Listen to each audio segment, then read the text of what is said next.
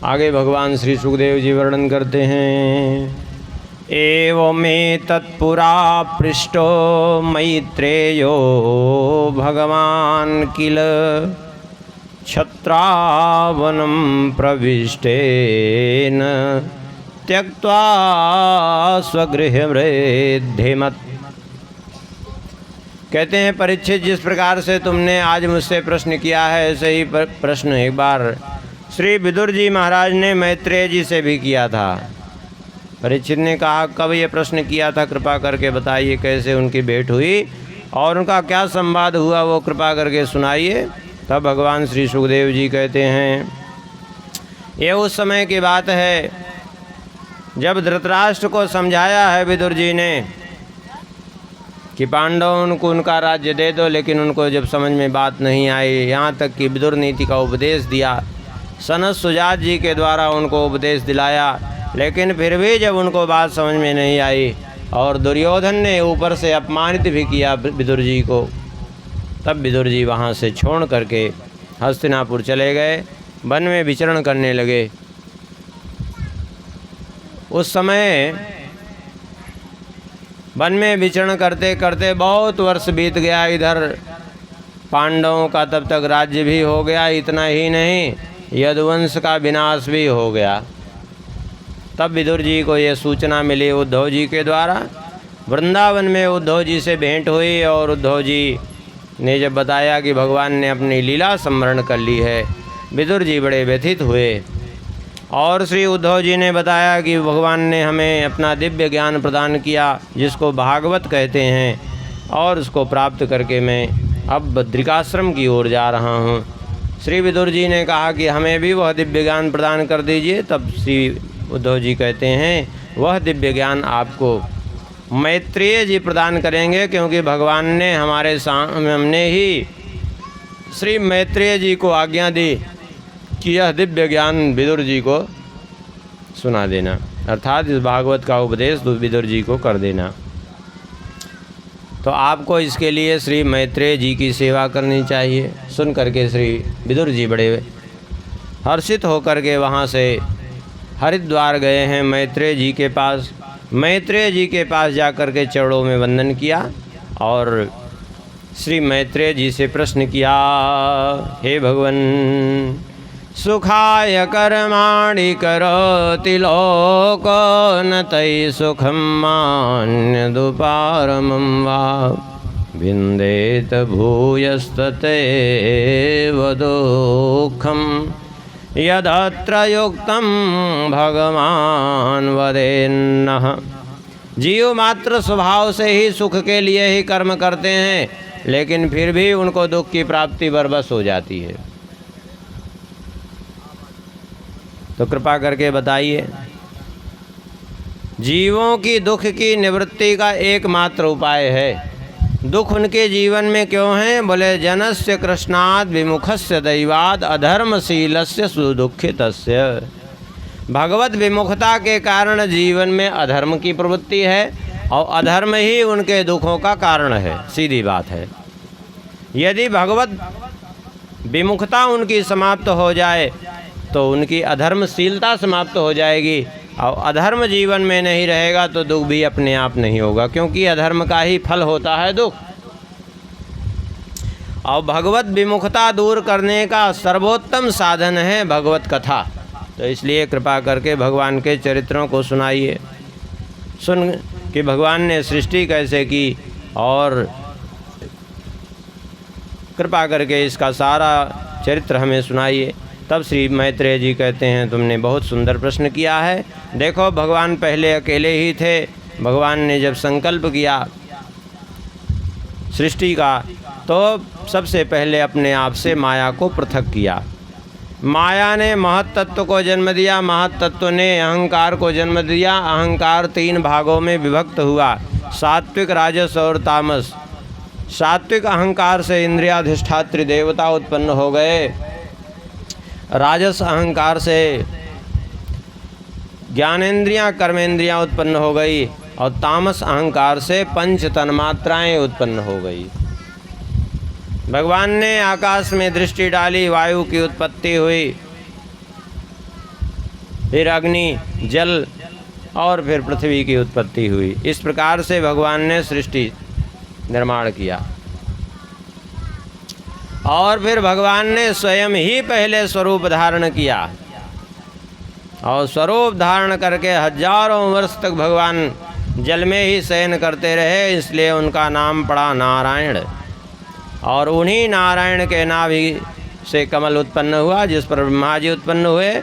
ब्रह्मा जी चारों ओर मुख घुमाए तो चतुर्मुख हुए, तपस्या किए, भगवान की कृपा से उनको दिव्य वेद का ज्ञान प्राप्त हुआ और दिव्य भागवत ज्ञान प्राप्त करके ब्रह्मा जी ने सृष्टि प्रारंभ की। और 10 प्रकार से सृष्टि की ब्रह्मा जी ने।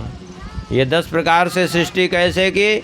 बोले सबसे पहले सृष्टि महत्तत्व की, दूसरी अहंकार की, तीसरी पंच महाभूतों की, चौथी सृष्टि इंद्रियों की, पांचवी सृष्टि इंद्रियाधिष्ठात्री देवताओं की, छठवीं सृष्टि अविद्या की, सातवीं सृष्टि में स्थावर वृक्षों का जन्म हुआ, आठवीं सृष्टि में पशु पक्षी आदि विभिन्न प्रकार के जीव जंतु तिर्यक योनियाँ ये सब प्रकट हो गई, और 9वीं सृष्टि में मनुष्यों का जन्म हुआ, और 10वीं सृष्टि में देवता, पितर, असुर, गंधर्व, यक्ष, राक्षस, भूत, प्रेत, पिशाच, किमपुरुष, बेताल ये सब जो है उत्पन्न हो गए। अर्थात ये 10 प्रकार की सृष्टि में संपूर्ण सृष्टि समाहित है।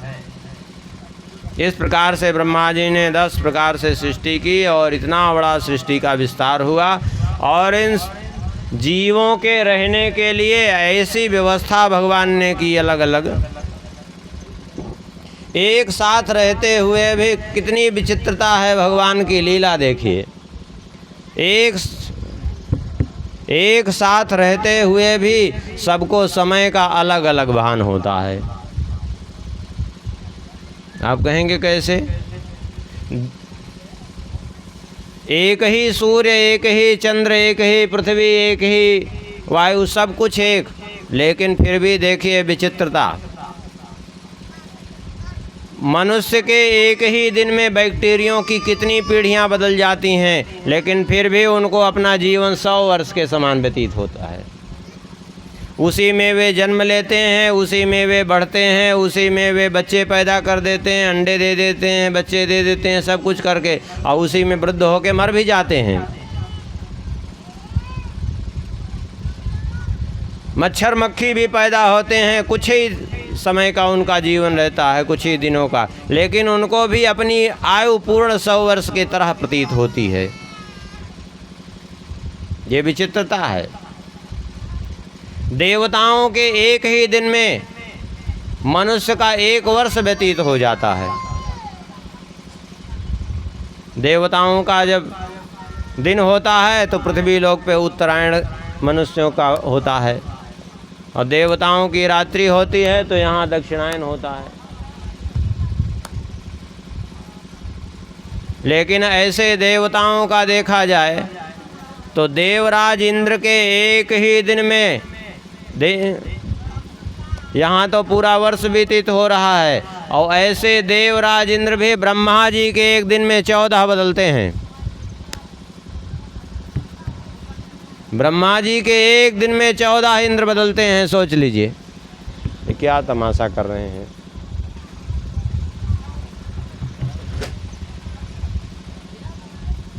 लेकिन सबको अपनी आयु 100 वर्ष के समान दिखाई पड़ती है। अब जबकि देवराज इंद्र का कार्यकाल अगर देखिए तो देवराज इंद्र का कार्यकाल है 71 चतुर्युगी। मनुष्य के हिसाब से देखा जाए तो 4,32,000 वर्ष का कलयुग, इसका दुगुना 8,64,000 वर्ष द्वापर, 3 गुना यानी 12,96,000 वर्ष त्रेता, 4 गुना यानी 17,28,000 वर्ष सतयुग। इन चारों को जोड़ दीजिए तो 43,20,000 वर्ष की एक चतुर्युगी होती है, और इसको 71 से गुणा कर दीजिए तो जितना समय आए वो देवराज इंद्र का शासनकाल है। वो वही मनु का एक दिन शासनकाल, वही देवराज इंद्र का शासनकाल, माने 30,67,20,000 वर्ष देवराज इंद्र शासन करते हैं।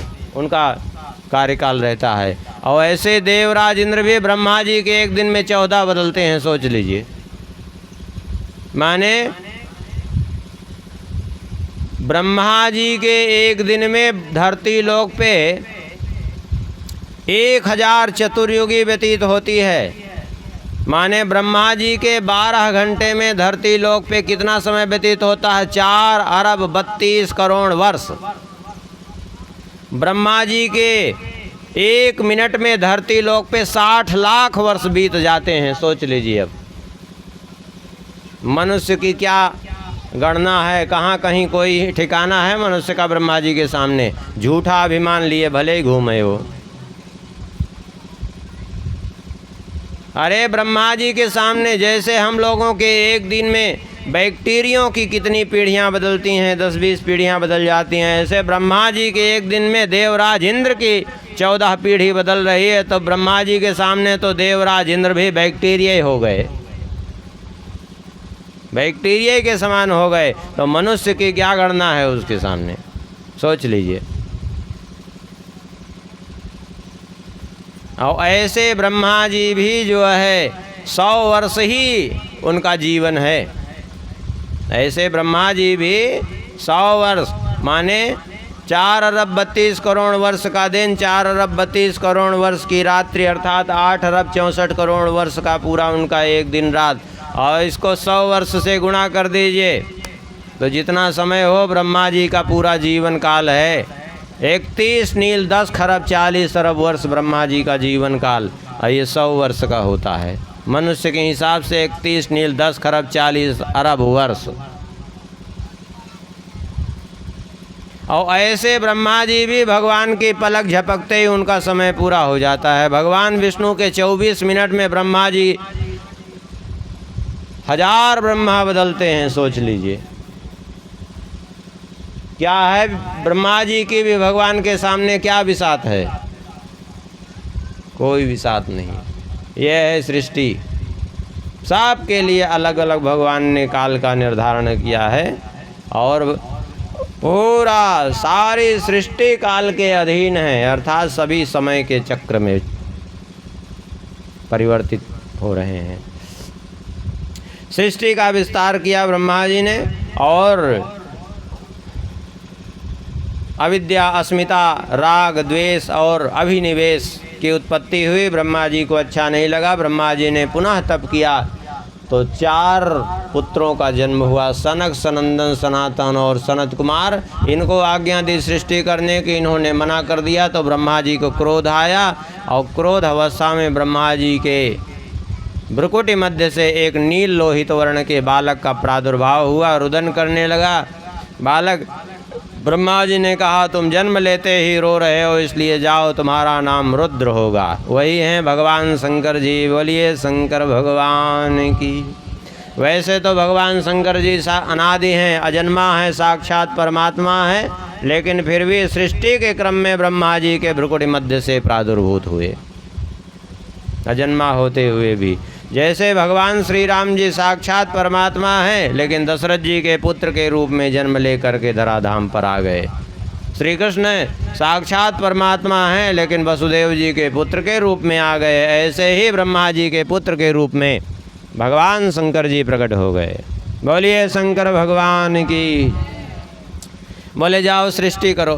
शंकर जी को ब्रह्मा जी ने आज्ञा दी सृष्टि करने की। शंकर जी ने तमाम भूत प्रेत पिशाच उत्पन्न किए, और भूत प्रेत पिशाच उत्पन्न किए तो जितनी ब्रह्मा जी सृष्टि करते उन सब का भक्षण करने लगे वो भूत प्रेत पिशाच। ब्रह्मा जी ने कहा अरे बस करो, सृष्टि तुम्हारी सृष्टि तो तुम्हारी सृष्टि तो हमारी सृष्टि को ही ख़त्म कर दे रही, क्या मतलब ऐसी सृष्टि का। देखिए क्या करें, बोले जाओ तपस्या करो। हम समझ गए तुम सृष्टि के नहीं, तुम तो प्रलय के देवता हो। भगवान शंकर जी जाकर के बढ़िया कैलाश का निर्माण करके वहीं तपस्या करने लगे।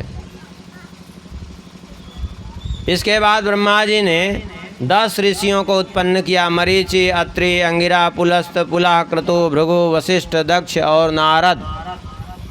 इस प्रकार से 10 ऋषियों की सृष्टि की ब्रह्मा जी ने। इन 10 को आज्ञा दी सृष्टि में हमारा सहयोग करो, तो सबने तो स्वीकार कर लिया, लेकिन नारद जी ने स्वीकार नहीं किया, बाकी सब ने सृष्टि में सहयोग किया और इन 9 ऋषियों से सृष्टि आगे चली। लेकिन 9 ऋषियों से सृष्टि तो चली, लेकिन सृष्टि का विशेष विस्तार नहीं हो पा रहा था। ब्रह्मा जी बड़े चिंतित हुए और चिंतित होकर के एक दिन भगवान से प्रार्थना की। उसी समय ब्रह्मा जी के शरीर के 2 भाग हो गए और दक्षिण भाग उनका एक पुरुष रूप में, वाम भाग एक स्त्री के रूप में परिणित हुआ। वे ही हुए मनु और शत्रुपा।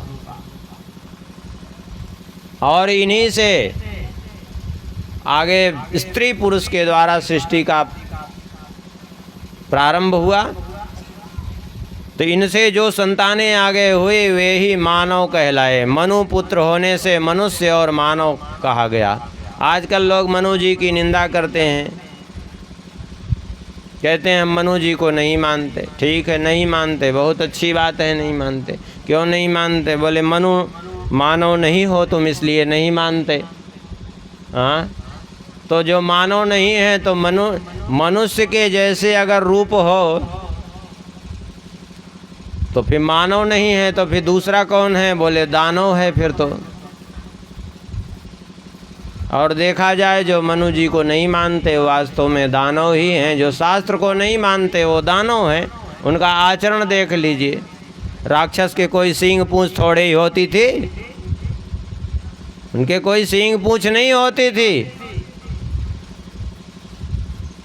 तो स्वभाव ही उनका बताता था कि वो असुर हैं। कैसे पता कि वो राक्षस हैं, असुर हैं? क्या पता, कैसे पता?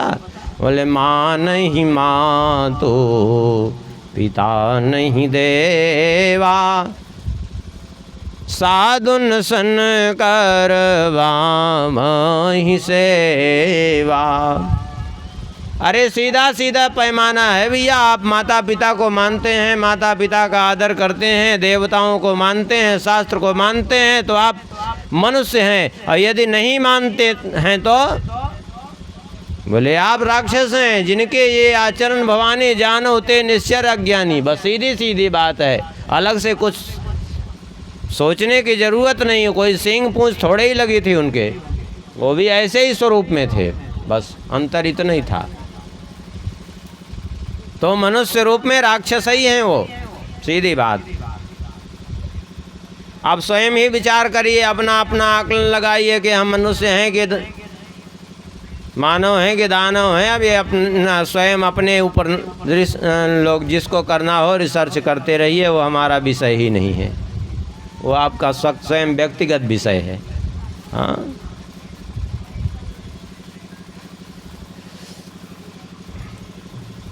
लेकिन सृष्टि का विस्तार फिर इनसे चालू होगा जब मनु जी से। तो मनु जी ने 5 संतानें उत्पन्न की, 3 कन्याएं, आकुति, देवहूति और प्रसूति, 2 पुत्र उत्तानपाद और प्रियव्रत।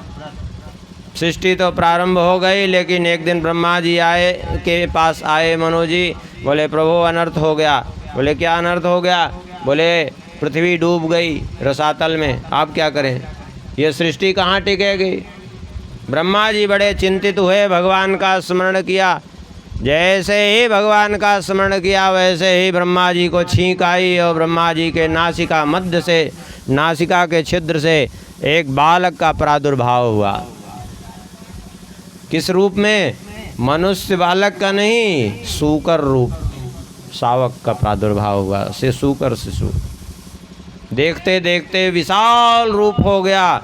समझ गए कि ये कोई सामान्य सूकर शिशु, बाराह शिशु नहीं, ये तो स्वयं भगवान है। बोलिए बाराह भगवान की। ऋषियों ने स्तुति की। देखते देखते बाराह भगवान विशाल रूप धारण करके समुद्र के जल में प्रवेश किए। क्या तमाशा है! समुद्र के जल में प्रवेश किए और समुद्र के जल में प्रवेश करके भगवान, पृथ्वी रसातल में डूबी हुई थी, ढूंढ करके भगवान निकाल करके ले आए और ला करके पुनः जल के ऊपर अपने आधार शक्ति को के द्वारा स्तंभित किया और हिरण्याक्ष का वध करके अपने स्वरूप में प्रतिष्ठित हो गए।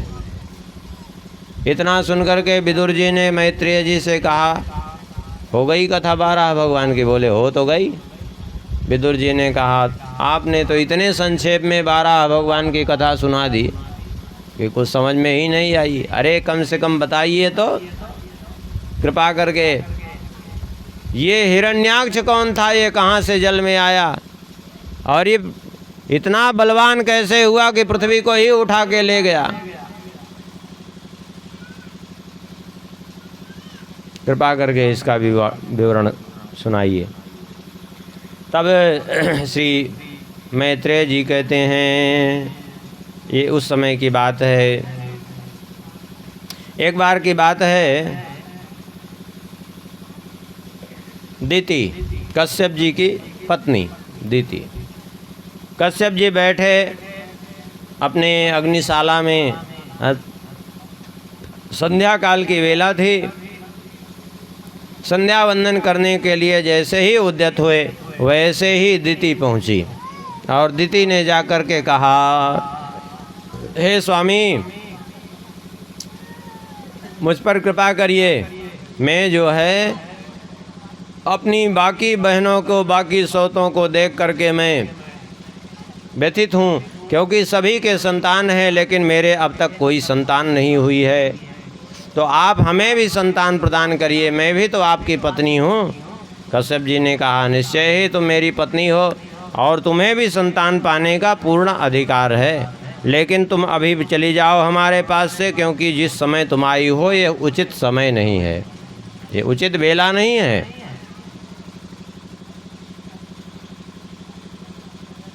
बहुत समझाया लेकिन नहीं मानी। कहा कि तुम इस समय संध्या वेला में आई हो, और संध्या वेला में ऐसा करना उचित नहीं है, क्योंकि ये संध्या वेला क्या है, भगवान भूतनाथ भोलेनाथ की वेला होती है। इसी समय भगवान अपने भूत गणों के साथ विचरण करते हैं, इसलिए तुम चली जाओ। लेकिन दिति ने एक बात नहीं सुनी और विवश कर दिया, और उसी संध्या वेला में गर्भाधान हुआ। इस कारण से 2 दुष्ट संतानें उत्पन्न हुई। देखिए एक बात समझ लीजिए, संध्या समय 4 कर्म नहीं करने चाहिए, नहीं तो उसका दुष्परिणाम अवश्य ही होगा। क्या नहीं करना चाहिए? संध्या काले च संप्राप्ते चतुष्कर्माणि वर्जेत। संध्या समय 4 कर्म नहीं करने चाहिए। कौन कौन से? आहारा जायते व्याधि दुष्टगर्भस्य मैथुने, निद्रायाम हरते लक्ष्मी, स्वाध्याय मरणम ध्रुवम। संध्या काल में भोजन कभी नहीं करना चाहिए। संध्या काल में भोजन करने वाला व्यक्ति निश्चित रोगी होगा ही होगा। चाहे आप जितना स्वस्थ हों, आप संध्या काल में भोजन करना प्रारंभ कर दीजिए, कुछ ही दिन में आप पेट के रोगी हो जाएंगे, पक्की बात है, और रोग से आपका शरीर पूरा ग्रस्त हो जाएगा। दुष्ट गर्भस्य मैथुने, संध्या काल में यदि स्त्री संग करेंगे तो निश्चित रूप से दुष्ट संतान उत्पन्न होगी। यदि संध्या काल में गर्भ हुआ तो निश्चित रूप से ऐसे दुष्ट संतान की उत्पत्ति होगी कि आपका जीवन नरक बनाएगा, दूसरे का भी जीवन नरक बनाएगा, और स्वयं ही नरक गामी बन जाएगा वो। और निद्रायाम हरते लक्ष्मी, संध्या काल में शयन करने से लक्ष्मी जी छोड़कर चली जाती हैं। और स्वाध्याय मरणम ध्रुवम, संध्या काल में विद्या अध्ययन नहीं करना चाहिए। क्यों? विद्या अध्ययन करने से या तो अकाल मृत्यु होती है और बुद्धि का विनाश होता है, पढ़ी पढ़ाई विद्या भी भूल जाती है, इसलिए संध्या काल में नहीं पढ़ना चाहिए। संध्या काल की पढ़ी हुई विद्या और प्रतिपदा की पढ़ी हुई विद्या, दोनों ही विद्या जो है वो क्षीण करने वाली होती है विद्या को।